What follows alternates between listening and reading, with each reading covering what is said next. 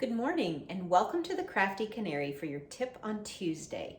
Today's tip is going to be 4 different ways that you can make chicken to put in a casserole. So just cooking the chicken by itself in preparation for putting it in a casserole later that evening or in the future, even to put in the freezer or refrigerator for later use. So the first 2 ways I will show you, the second 2 I will just tell you. The first I want to show you is in the crock pot. And you know I love my slow cooker. I love to use it.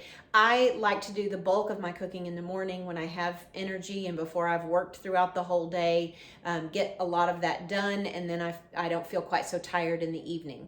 So what I like to do is take my chicken breasts and put them in the crock pot to be ready for the casserole in the evening. So today I'm just going to show you 2. I'm going to put 2 of these chicken breasts into the crock pot, and I'm using my small one since I'm just using 2. And I am using chicken breast, but you could use chicken thighs as well. You might want to do a mix. You could use chicken thighs if you like the flavor of dark meat better than white meat, or just chicken breast if you like the flavor of white meat better. So I put those 2 chicken breasts in. I did not stack them on top of each other. I've got them so that they're not on top of each other. And then I'm going to put water in just barely to cover. I could use chicken broth here if I wanted a more intense chicken flavor, but I just want to cook the chicken, have a little moisture in there so it doesn't get too dry, and then I'm going to season on top of that.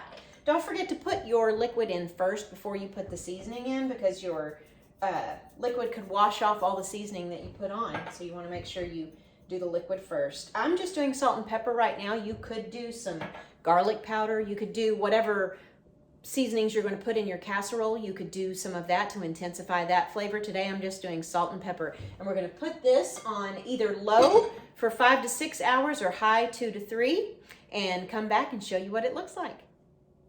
So our chicken in the crock pot has been cooking for 3 hours on high, and I checked it and it is at 165, so it is ready to go. So what we can do is I'm going to turn it off and take the lid off, and I have a tool. This was a Pampered Chef tool that I think that the intention of it is when you're cooking ground beef, you can break it up when it comes, you know, in the pack, and you need to break it up in the pan. That's really the intention of it, but I have found that it shreds meat really easily.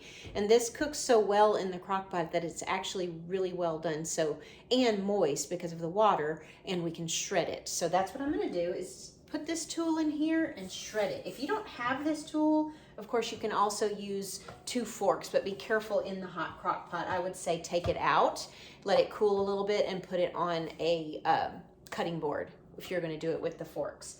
But I'm going to now get the camera and show you what that looks like inside the crock pot.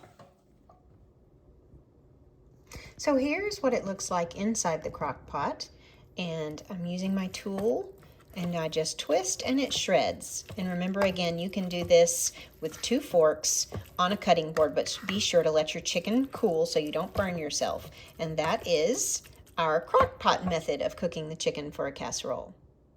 So now for our second way to cook the chicken breast for your casserole, I'm going to do it on the stove. So if I forgot to put it in the crock pot, or I forgot to get it out to thaw the night before, so I couldn't put it in the crock pot that morning, and I want to do it all in the evening while I'm cooking the casserole, this is what I'll generally do. So I will put it in a stock pot of some kind, a saucepan of some kind that it fits in. I'm just going to do 2 pieces again.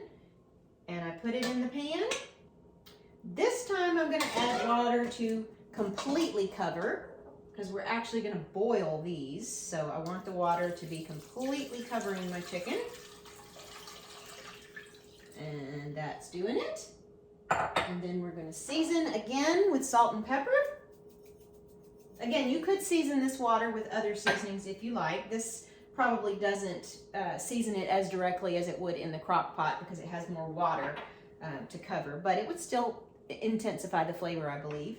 And we're just gonna bring it to a boiling and then simmer it for about 20 minutes. I use my thermometer to make sure that it gets to 165, but let's let it boil for 20 minutes and see how it does.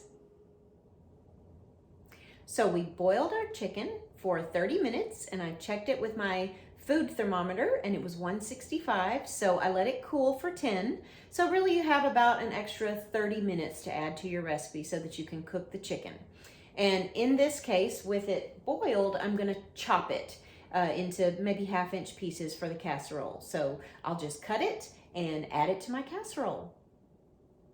The third and fourth way I want to tell you about is pretty similar to each other. You can get a rotisserie chicken from the grocery store and get the meat off the bone and use that. And then you have a mixture of light and dark meat for your casserole. Or if you have made chicken and have leftovers, for example, if you roasted a whole chicken, you can take the meat off the bone. Or if you even cook chicken breasts, even if they have a little bit of some sort of sauce on them, you could either scrape it off, or if it will add to the flavor of whatever casserole you're making, you can use it. So I hope that that helps.